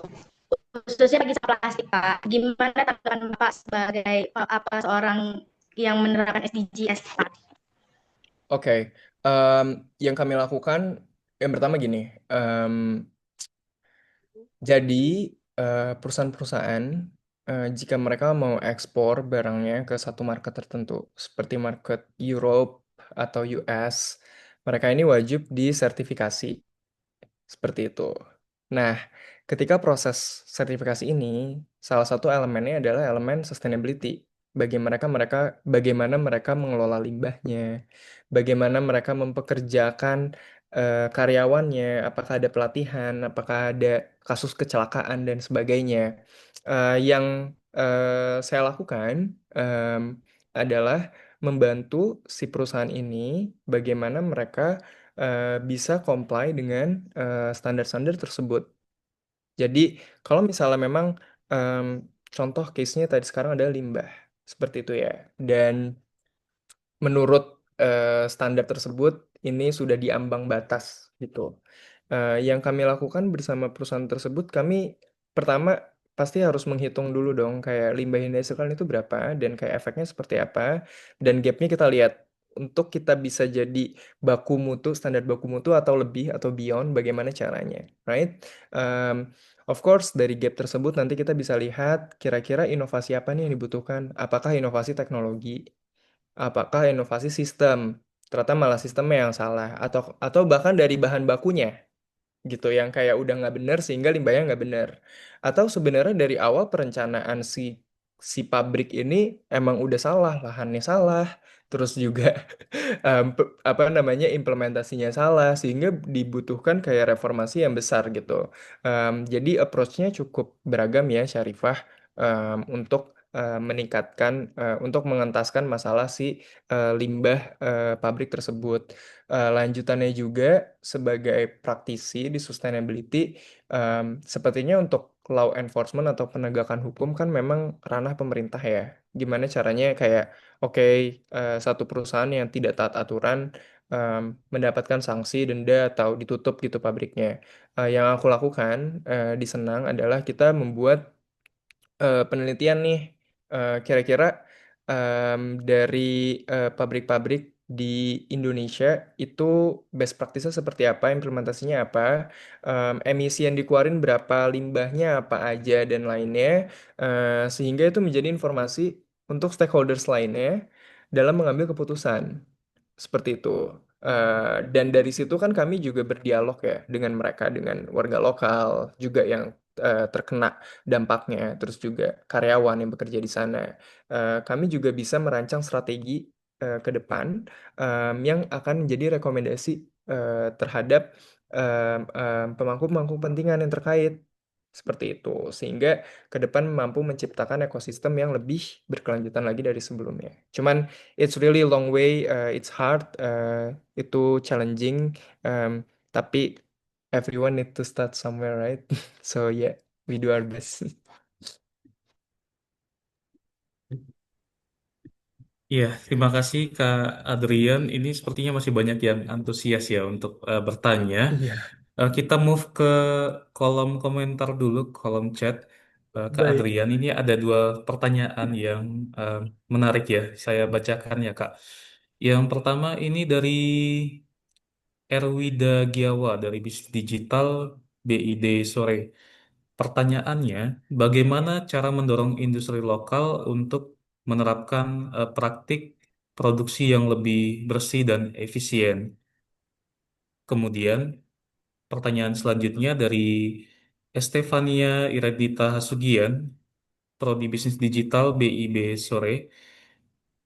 Pertanyaannya, sekarang banyak perusahaan yang ngaku-ngaku produknya ramah lingkungan, tapi jika kita lihat lebih dalam masih menghasilkan limbah atau belum benar-benar berkelanjutan.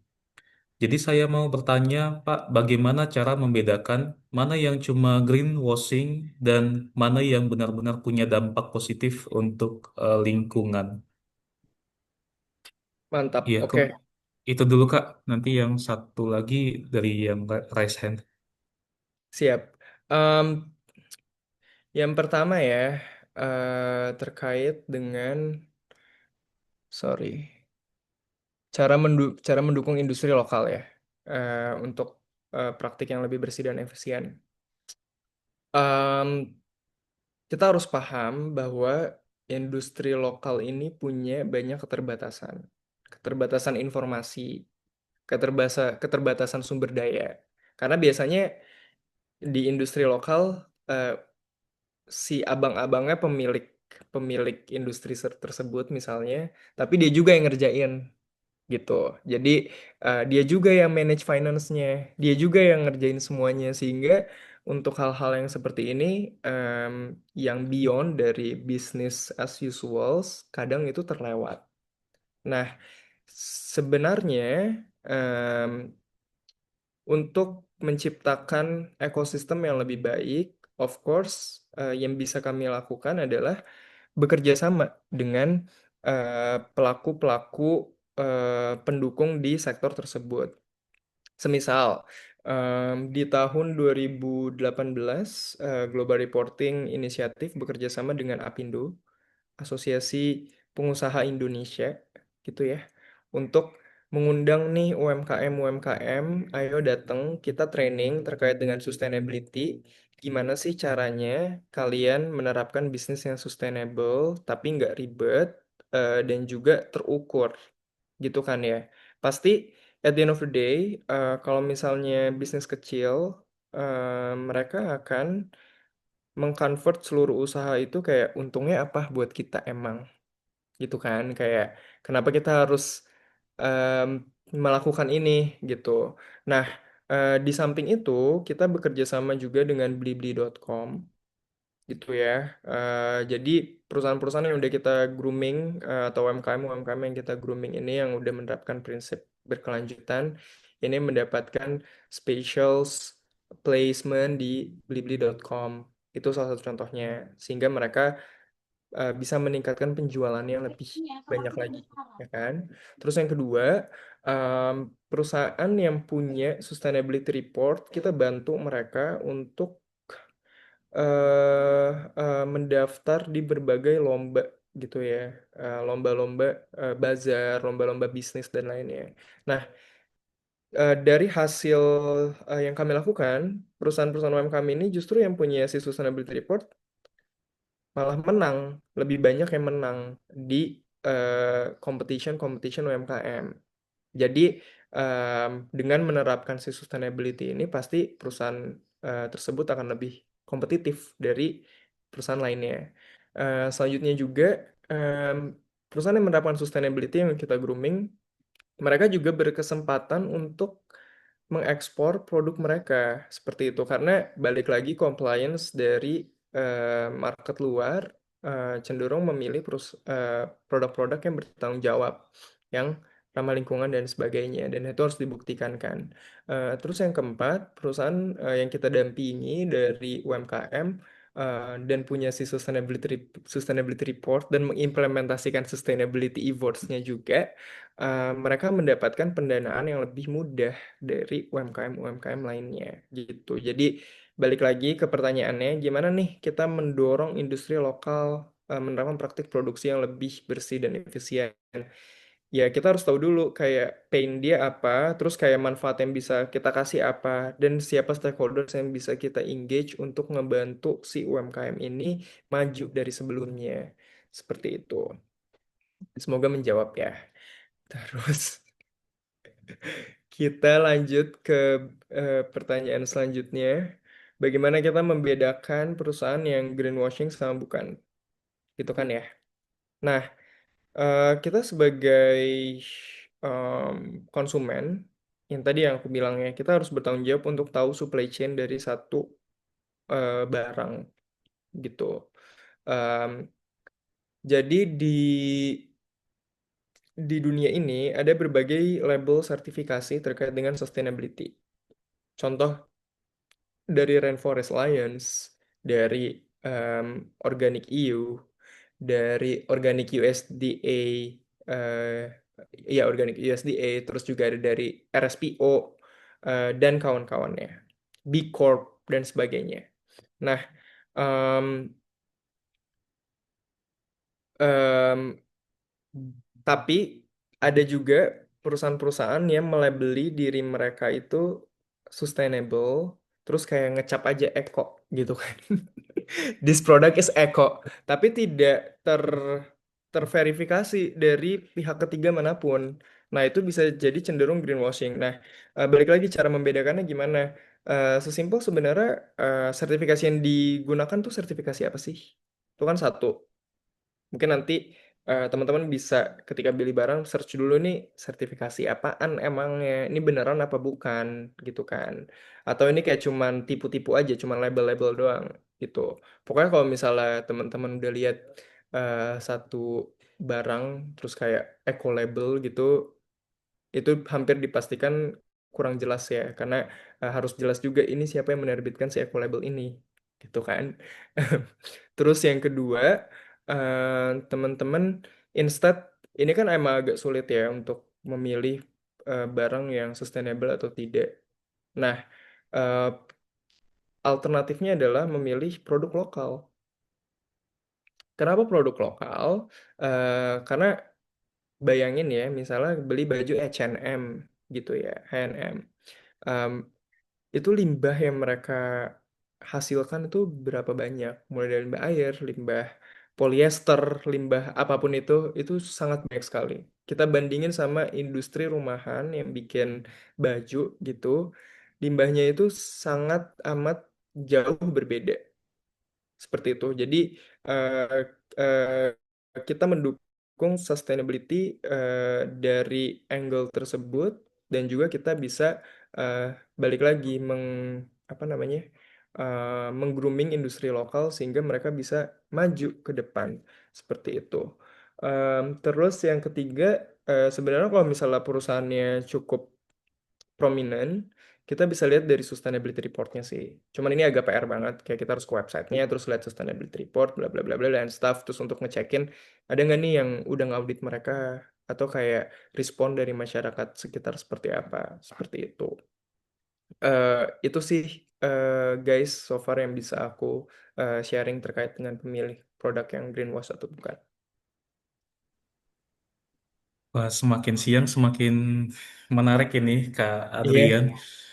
Oke, kalau gitu ini eh, banyak pertanyaan juga di kolom chat dan masih banyak juga yang raise hand. Saya mau pilih yang dari raise hand, tapi coba di apa dulu raise hand-nya di stop dulu, baru nanti saya hitung 1 2 3 siapa yang paling cepat. Ada satu penanya lagi yang bisa. Coba diturunin dulu tangannya, nggak pegal ya dari angkat tangannya. Oke, saya hitung ya, 1 sampai 3. Nanti silakan cepat-cepatan untuk raise hand. Panitia tolong bantu lihat juga.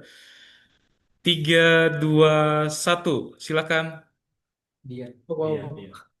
Oke, eh, Kak Adrian, kita buka satu kesempatan lagi ya untuk bertanya ya. Ini Dian. Boleh, Mas. Silakan Dian.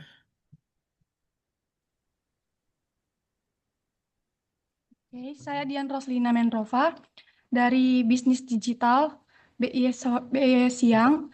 Ini saya ingin bertanya kepada Bapak, bagaimana perilaku konsumen modern yang dipengaruhi oleh budaya digital dan e-commerce berdampak terhadap target SDGs 12? Ya, Terima kasih, Pak. terima kasih banyak. Ini kayaknya salah ngepin nih. Badiannya di atas nih. Dian yang Oh, tertukar ini ya. Diannya ada 2. Oh, ini dua-duanya Badian. Iya. Oke Kak, nggak apa-apa. Nanti silakan dijawab tadi Dian Roslina ya. Siap. Perilaku konsumen online ya yang berdampak terhadap SDGs 12. Ya, pastinya gini, dengan marketing yang lebih agresif, pastikan produksi dan juga konsumsinya lebih agresif juga kan. Kayak kita lihat scrolling TikTok, tiba-tiba ketemu produk apa murah beli, yang kayak gitu. Um, of course, dengan adanya seperti ini, somehow um, ada dua mata pisau yang terbalik itu ya, pasti meningkatkan ekonomi si UMKM, sorry, meningkatkan ekonomi si penjual, si seller, tapi salah satu sisi adalah membuat masyarakat jadi lebih konsumtif gitu, tanpa memilah produknya. Um, um, yang pertama-tama yang kita adalah CS ini, siapa sih sebenarnya yang bikin gara-gara dari sampah, limbah, dan juga emisi yang dikeluarkan, ya kan? Kalau misalnya kita lihat, yang melakukan hal tersebut adalah korporasi besar yang sudah establish ratusan tahun atau puluhan tahun, gitu, yang punya pabrik banyak banget di seluruh Indonesia. Um, jadi kita bisa lihat lagi nanti ketika di TikTok dan sebagainya, apakah si masyarakat ini cenderung memilih produk-produk dari si korporasi besar atau memilih produk-produk dari UMKM, gitu kan? Itu yang pertama. Eh, Terus yang kedua adalah em, balik lagi ya, ketika kita ingin menjadi konsumen yang bertanggung jawab, kita kan juga harus tahu ini produknya tuh asal dari mana dan bagaimana diolahnya dan sebagainya. Em, dengan adanya si sosial media ini juga bisa jadi channel mainstreaming untuk si konsumen-konsumen bisa teredukasi, kayak guys, kalian tuh nggak perlu loh sebenarnya beli baju misalnya tiap bulan sekali, you know. Kalian tuh bisa mix and match baju dari uh, orang tua kalian atau sebagainya. Itu yang bisa dilakukan. Tapi balik lagi ya kayak hal kayak gini kan yang dari konsumen dan juga online ini agak sulit untuk dikontrol, right, oleh kita semua. Sebenarnya yang bisa kita Aduh, saya lakukan, terlempar. oh sorry, suaraku masih jelas nggak? Jelas ya? Oke. Sebenarnya yang lebih bisa kita lakukan adalah bagaimana kita mengadvokasi terkait dengan pengelolaan limbah yang Tolong bisa jadi misalnya, udah. yes, sehingga pun kalau misalnya em, masyarakat gitu ya membeli eh, item dari UMKM atau dari satu bisnis, tetap aja apa namanya limbah yang dihasilkan bisa dikelola dengan baik gitu. Semoga menjawab ya, Dian. Terima kasih Bapak atas jawabannya. Baik, kita sudah di penghujung acara. Jadi yang masih penasaran, yang masih banyak pertanyaannya ditampung aja di kolom chat. Nanti eh, kita akan diskusikan di kelas ya bersama dengan Bapak Ibu dosen pengampu yang lain. Baik, Kak Adrian, kita sudah sampai di penghujung acara. Terima kasih banyak ya untuk sesi kuliah tamunya, Kak Adrian. Jadi, untuk kegiatan ini juga di-handle oleh kita punya Center for RISE, Kak Adrian, itu Center for Research, Innovation, Sustainability, and Entrepreneurship yang membawahi untuk mata kuliah ESD, Education for Sustainable Development ini tadi, yang tadi di awal sudah ada kata sambutan dari sekretarisnya. Kemudian Yes. ST Bhinneka juga Kak Adrian kita tergabung dengan konsorsium Climate U, Climate University. Ini merupakan gabungan atau konsorsium kampus-kampus yang concern terhadap isu-isu climate change dan SDGs.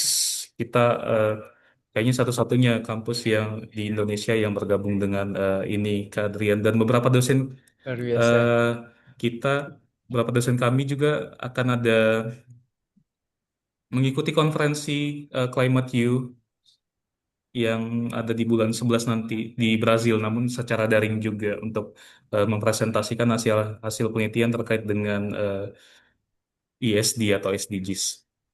Luar biasa sekali. Iya. Eh, Begitu ya untuk sesi utama kuliah tamu kita hari ini. Sekali lagi kami ucapkan terima kasih banyak kepada Kak Adrian yang telah berkenan meluangkan waktu dan pemikirannya untuk sharing kepada mahasiswa di Universitas Satya Tera Bhinneka. Semoga kita bisa berkolaborasi lebih banyak lagi ke depan, Kak Adrian. Nanti mudah-mudahan nanti bisa kami undang juga ke Medan ya, Kak Adrian. Untuk di sini kita ada buat kegiatan atau kolaborasi, atau mungkin nanti kami juga akan ke Bali, Kak Adrian. Kita mudah-mudahan bisa bertemu di lain kesempatan. Siap Mas Martin, aku juga terima kasih sekali. Ini sesinya sangat seru banget sama teman-teman mahasiswa semuanya pada aktif. Semoga kita semua bisa mengimplementasikan SDGs dengan baik. Em, Mungkin yang tadi reflectionnya coba eh, dibahas juga ya Mas Martin, bagaimana mengurangi 50% waste di kampus.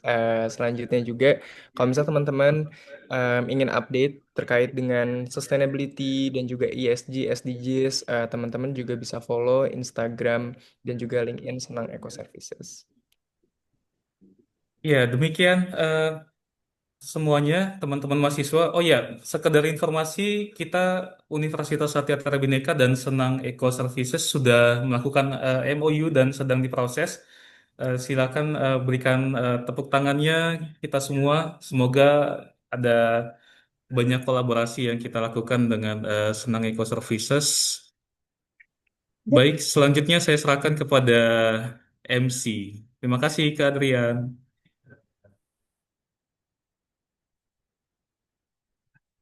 Terima kasih kepada Bapak Andrian Dwi Kurniawan BA telah memaparkan materi hari ini. Dan juga terima kasih kepada Bapak Martin Yeskiel Sianipar SE MSI telah menjadi moderator di acara ini. Acara dilanjutkan dengan prosesi penyerahan sertifikat sebagai bentuk apresiasi kepada narasumber kepada Bapak Zainuddin Abu Hamid Muhammad Ghazali SPDMA selaku Sekretaris Center for Rice dipersilakan untuk menyerahkan sertifikat pada Bapak Andrian Dwi Kurniawan BA.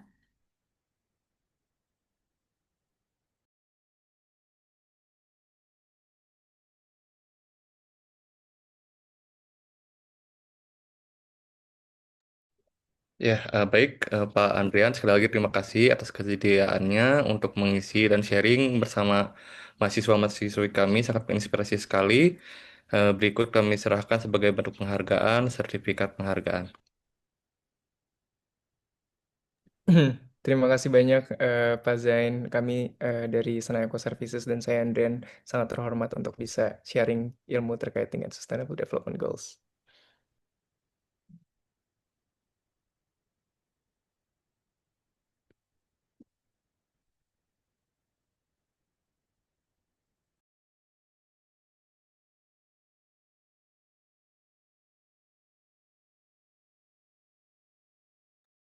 Ya, saya kembalikan kepada MC.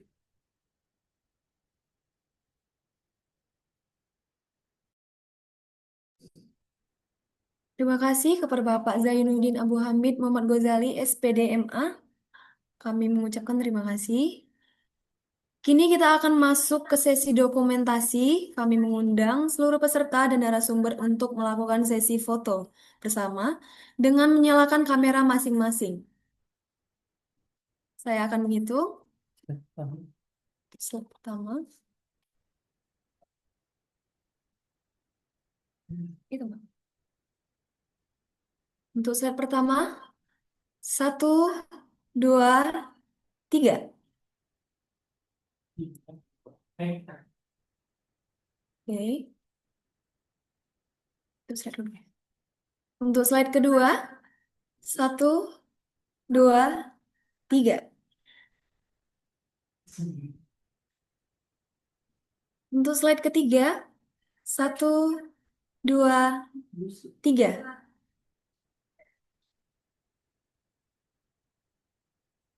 Untuk slide keempat, 1, 2, 3. Untuk slide kelima, 1, 2, 3.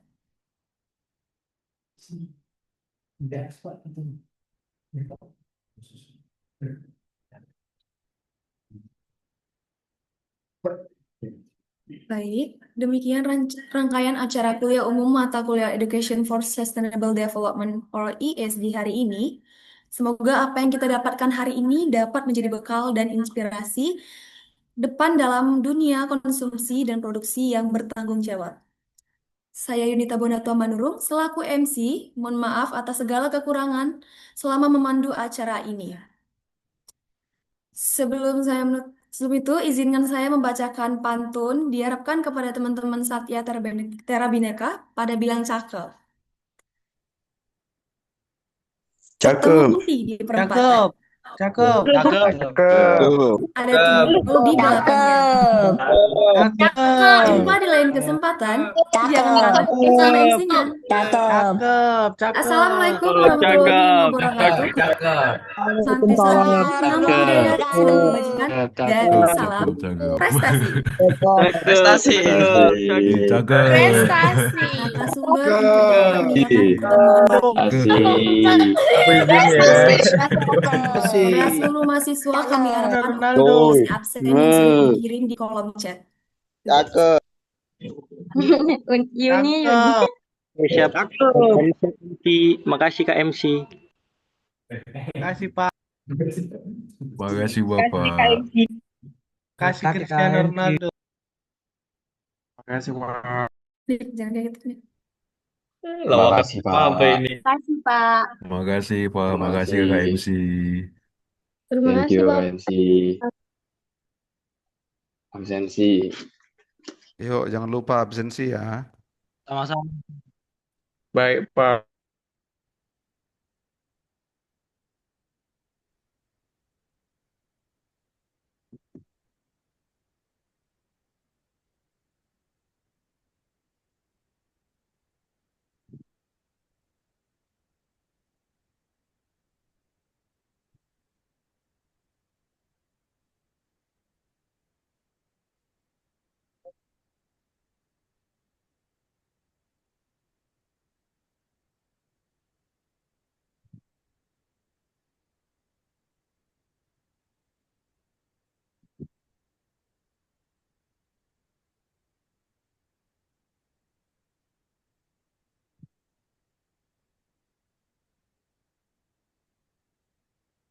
25011 21401.